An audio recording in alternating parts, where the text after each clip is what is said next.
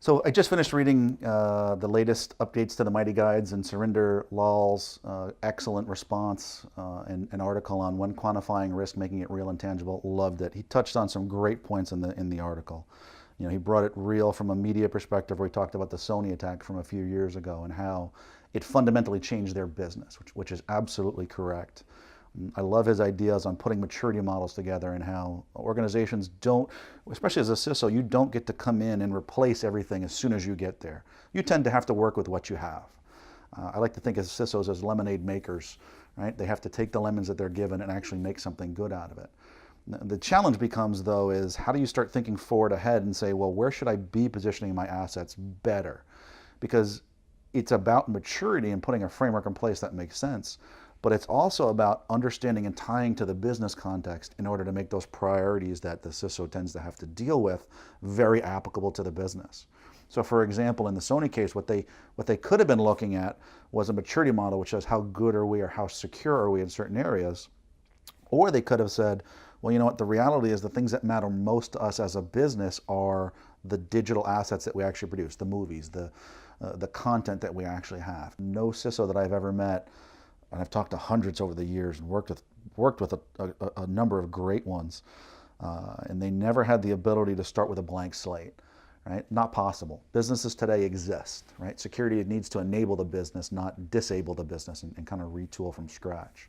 So the challenge is that these organizations, in order to make it real and tangible, which Surinder said, and I couldn't agree with more, is they have to have a way to communicate what they really want to do to the business in terms of the business understands.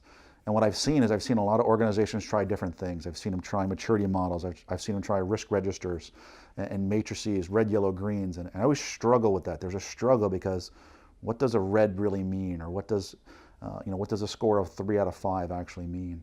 You know, my passion and our focus here at Nehemiah is really putting dollars and cents around this. Being able to capture all the relevant information and quantify in financial terms what that exposure is for the organization, which is half the battle. The second half of the battle then helps figure out what is that prioritization from a dollars and cents perspective.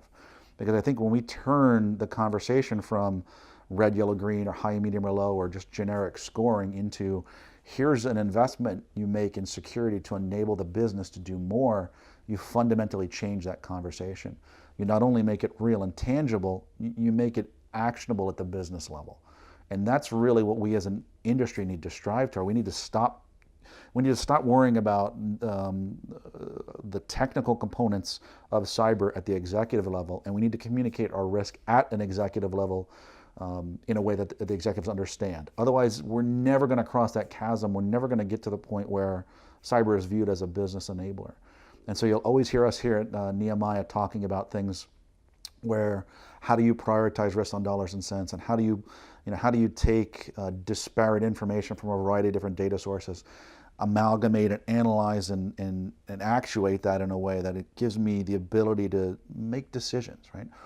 I can't tell you what your organization's risk is, but I can help them figure out what it is in dollars and cents. And so I love where Surinder went with this. I think it's great, and I love that we're on that next step forward by really putting it in terms of dollars and cents. Thank you, Surinder. It was a great, I really appreciate the response. I look forward to working with you in the future.